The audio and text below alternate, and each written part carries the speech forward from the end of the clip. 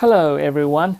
Today we will learn how to say and write the Brazil, the country of Brazil in Chinese, the largest Portuguese-speaking country, largest country in South America, and mostly in the southern hemisphere, and the largest contiguous territory in the America. Okay, let's move to my pad. I will show you step by step. Okay, so welcome to my pad. So now I write it in English first. Brazil, which means 巴西.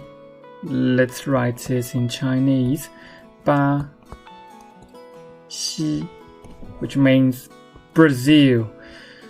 巴拼音西一西. So 巴西 Brazil. So Brazil 巴西. Right. We'll change another color. 巴西巴西一西巴西 Brazil country. Okay, you can practice by yourself. Practice makes perfect. See you next time. Bye bye.